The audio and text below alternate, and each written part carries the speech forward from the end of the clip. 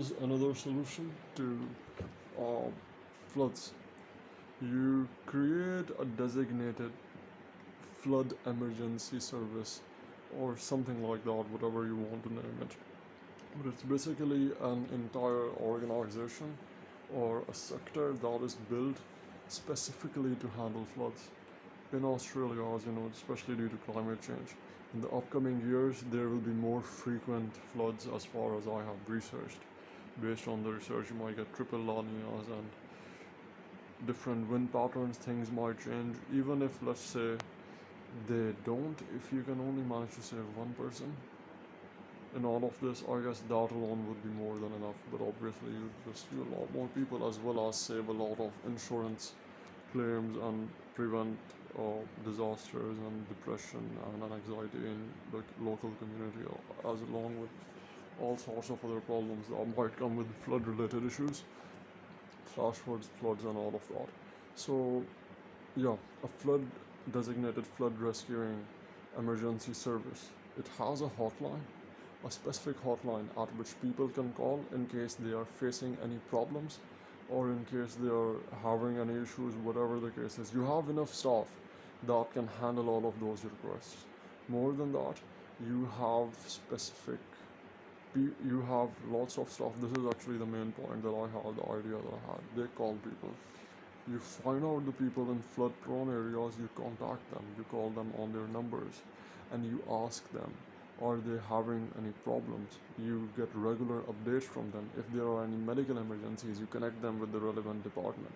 If they have any other problems, if someone is left behind, I mean, you get them connected with the firefighters, search and rescue, whatever the people there are. If there is any, you handle if they need guidance regarding something in their closest shelter.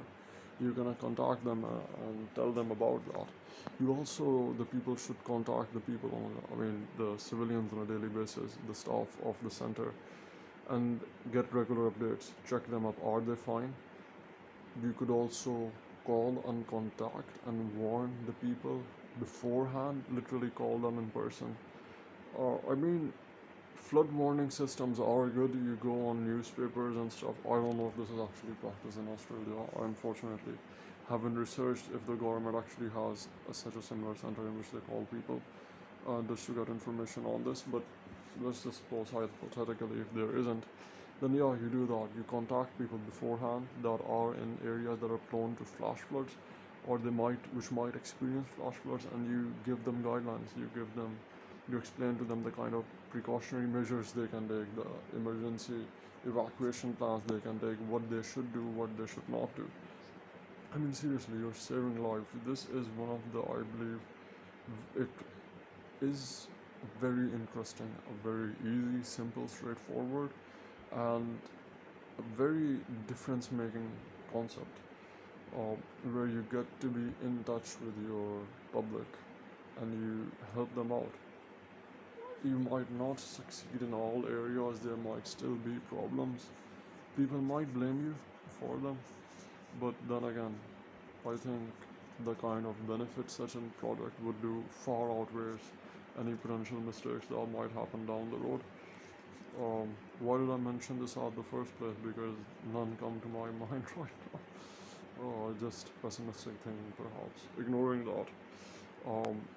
So yeah, this specific flood emergency relief service, or whatever the case is, should not just be reachable by calls. All right. I mean, they call people and they get to receive calls as well. Aside from that, they should also have social media, YouTube channels on which they can upload relevant information and guide people and things like that. There's a specific YouTube channel. You text them people with specific links to the emergency care procedures that they can take, or just you link the channel and mention all flood related problems that you might face. You could find solutions to those. There are videos that guide. Obviously, you start out by saying you should ideally call the relevant department and they will guide you.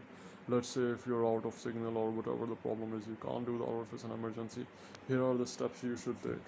If the server is down, whatever the case is, in that scenario, and you have evacuation procedures, you have like the kind of things you shouldn't worry about, the kind of things you should worry about, the things people are overlooking. Not everyone is smart, but with the right guidance, I believe a lot of money and important things and lives can be saved, damages can be prevented.